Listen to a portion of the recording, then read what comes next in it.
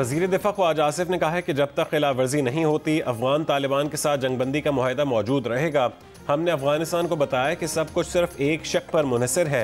ये बहुत वाज़ेह तौर पर बयान किया गया था कि कोई दरअंदाजी नहीं होगी, TTP को उनकी सरजमीन पर कोई सहूलत फराहम नहीं की जाएगी। एक बयान में ख्वाजा आसिफ का कहना था कि तुर्की कतर ने जोर दिया कि बुनियादी तनाज़ा ये है कि अफगानिस्तान की सरजमीन या सरपरस्ती TTP को पाकिस्तान में कार्रवाई के लिए दस्तयाब है।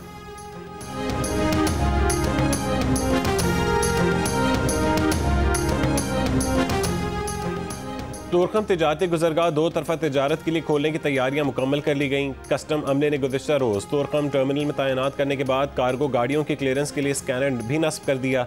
ज़राए का कहना है कि दोनों मुल्कों के हुक्काम ने सरहद खोलने पर उसूली इत्तफाक कर लिया है। स्पिन बोल्दक में फंसे खाली ट्रक चमन के रास्ते पाकिस्तान में दाखिल हो गए। अफगान शहरियों को अफगानिस्तान ले जाने वाले ट्रक भी अफगानिस्तान में दाखिल हो गए।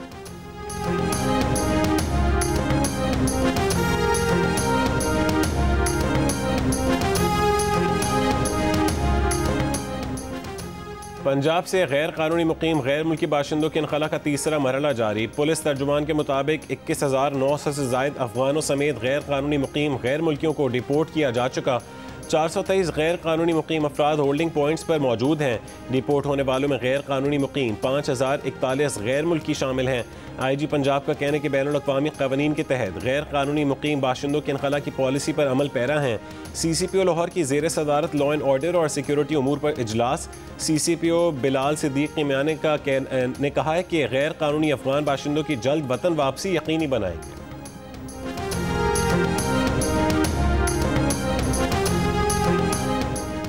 साबिक सफ़ीर मलिहा लोधी का कहना है कि पाकिस्तान की लाइन बिल्कुल क्लियर है। अफगान हुकूमत को बार बार TTP को कंट्रोल करने का कहा गया।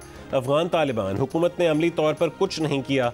अफगान नुमाइंदों ने यकीन दहानी करवाई कि अफगान सरजमीन दहशतगर्दी के लिए इस्तेमाल नहीं होगी। पाकिस्तान और अफगानिस्तान के दरमियान तनाव की वजह TTP है। जियो पाकिस्तान में गुफ्तगू करते हुए मलिहा लोधी ने कहा है कि वो नहीं समझती कि अफगानिस्तान और भारत के ताल्लुकात पाकिस्तान के लिए कोई मसला है। जोग्राफिया तब्दील नहीं हो सकता। पाकिस्तान अफगानिस्तान का हमसाया है, भारत नहीं। अफगानिस्तान ट्रांजिट ट्रेड के लिए पाकिस्तान पर इन्हिसार करता है।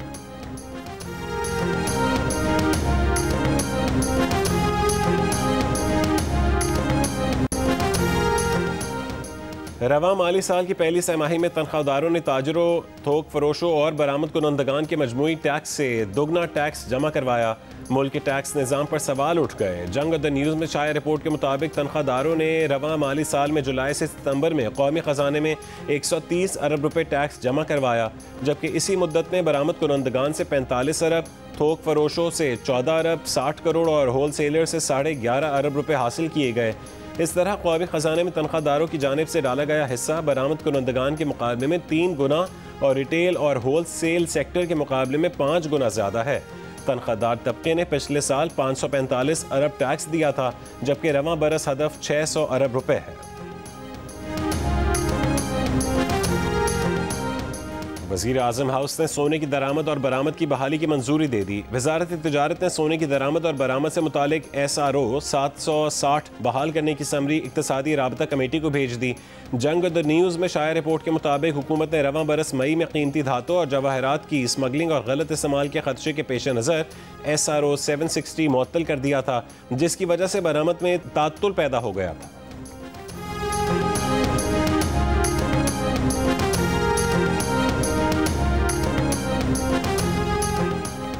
नई दिल्ली में दिवाली से फ़ज़ाई आलूदगी के पंजाब पर असरात। शहर की फ़ज़ा इंसानी सेहत के लिए इंतहाई मुज़र करार। Air quality index 263 record.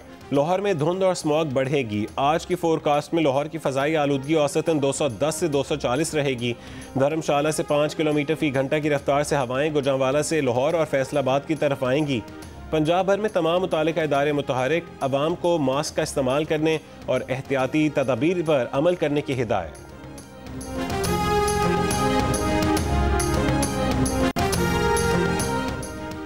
Session court Islamabad ने शराब और असलहा बरामदगी केस में साबिक वज़ीर आला KP अली-अमीन गंडापुर के नाकाबिल ज़मानत वारंट गिरफ्तारी जारी कर दिए। जुडिशल मजिस्ट्रेट का पुलिस को अली-अमीन गंडापुर को गिरफ्तार करके पेश करने का हुक्म। अली-अमीन गंडापुर की मुसलसल गैर हाजिरी के बायस अदालत ने वारंट गिरफ्तारी जारी किए।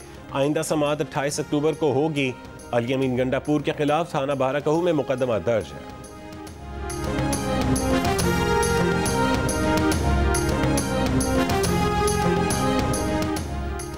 पाकिस्तान में पोलियो का एक और केस रिपोर्ट। इस साल पोलियो केसेस की मजमूई तादाद 30 हो गई। ज़राए वजारत सेहत के मुताबिक मुतासरा 12 महीने के बच्चे का ताल्लुक ज़िला तोरगर की तहसील कुंदार से है। मजमूई तौर पर यह रवां साल KP में पोलियो का 19वां केस है।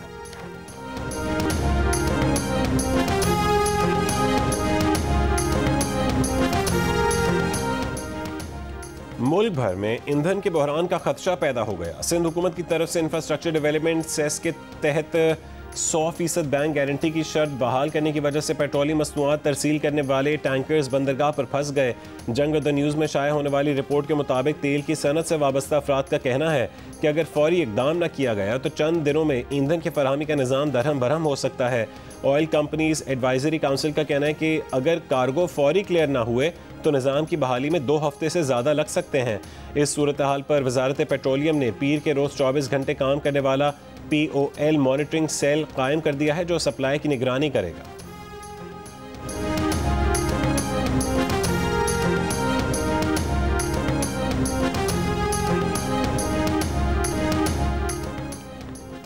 इसराइल की जंगबंदी मुआहदे की मुसलसल खिलाफ वर्जियाँ। 10 अक्टूबर से नाफिज जंगबंदी के बाद से गजा पर इसराइली हमलों में 100 फ़लस्तीनी शहीद और मुतादिद ज़ख्मी हो चुके।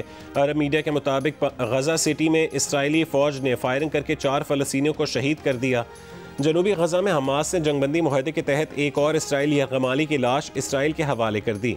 गुज़िश्ता रोज़ जंगबंदी पर दोबारा अमल के ऐलान के बाद इसराइली फ़ौज ने करीम शालूम बॉर्डर क्रॉसिंग को खोल दिया। कहा कि क्रॉसिंग से गजा के लिए इमदादी सामान की तरसील जारी है, ताहम रफा क्रॉसिंग ताहुक्म सानी बंद रहेगी।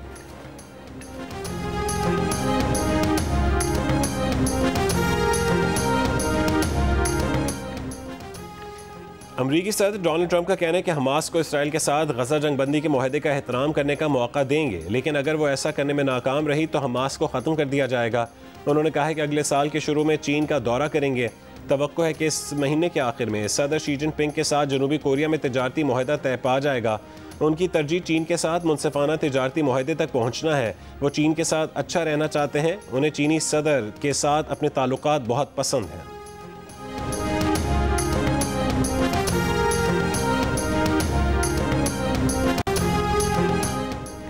सायनाए ताकाइची जापान की पहली खातून वज़ीर आज़म मुंतखब। 465 नशस्तों पर मुश्तमिल ऐवान ज़ेरी में उन्होंने 237 वोट हासिल किए।